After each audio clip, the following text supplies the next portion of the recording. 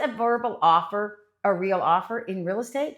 That is what we're chatting about today. But first, cue the music so you know who we are.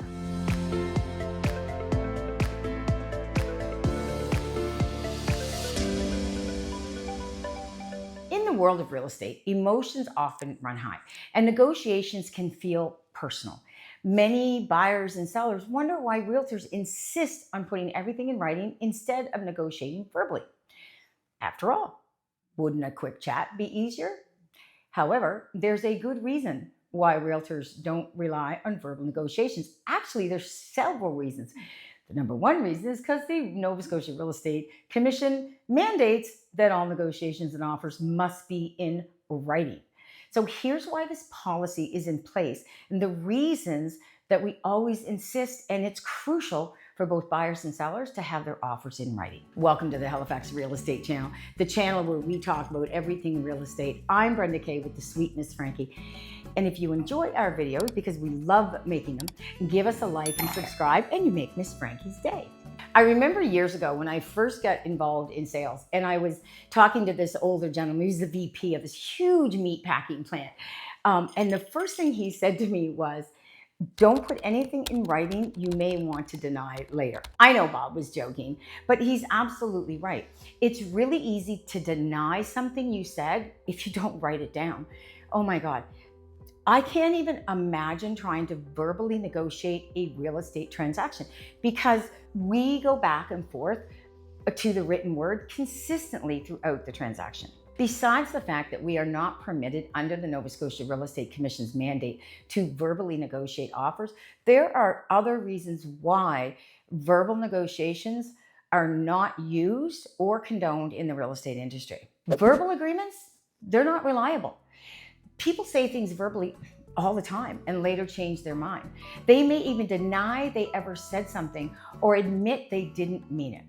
This isn't just limited to real estate. It happens in all walks of life. We've all seen it. In a transaction as significant as buying or selling a home, verbal promises hold no legal weight. Without a written agreement, there's no real accountability. The only valid offer in a real estate transaction is a written offer signed by the buyer showing a serious intent to purchase the property under agreed upon terms. Now, this written document, it provides the clarity you need for both parties, and it ensures that everyone involved understands the specific terms and conditions. Emotions run high.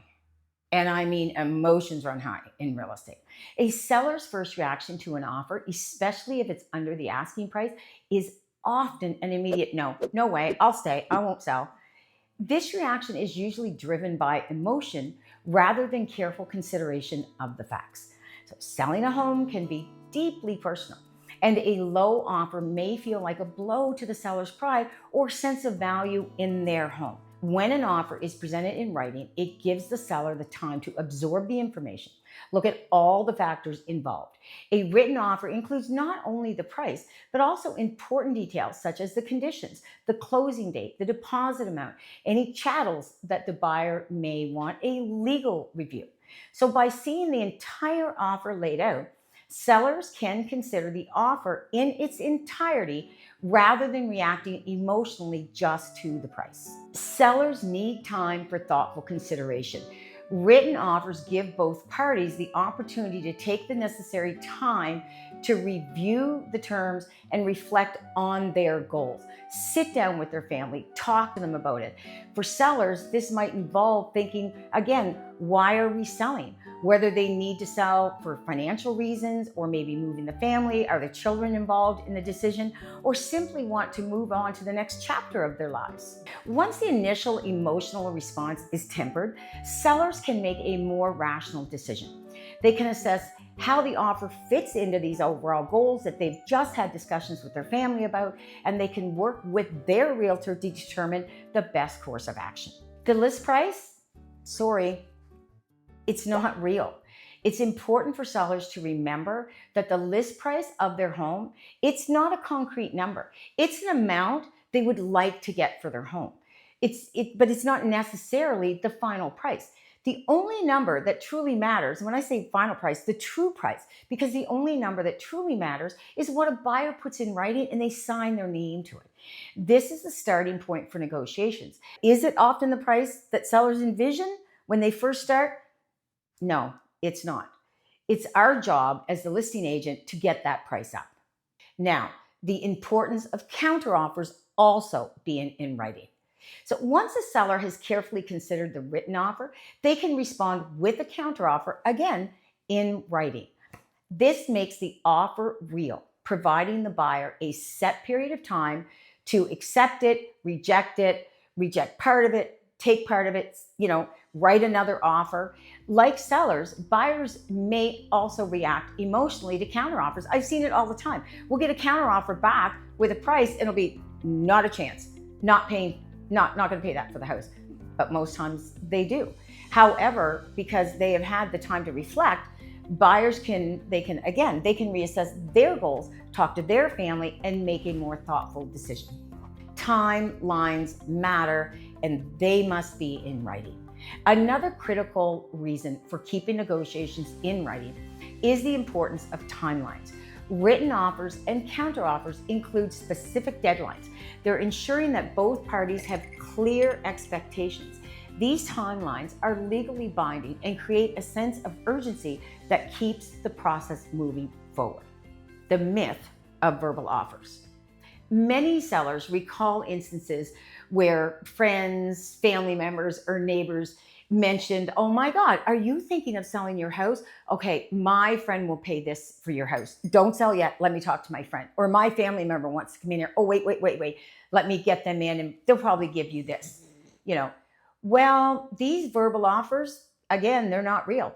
And they very rarely materialize. I've seen people sit there, not list, and waste time not being on the MLS when they could have been out in front of buyers because somebody has told them that.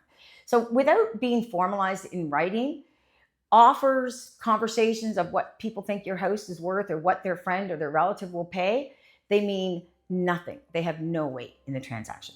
Real estate transactions are legally complex and emotionally charged.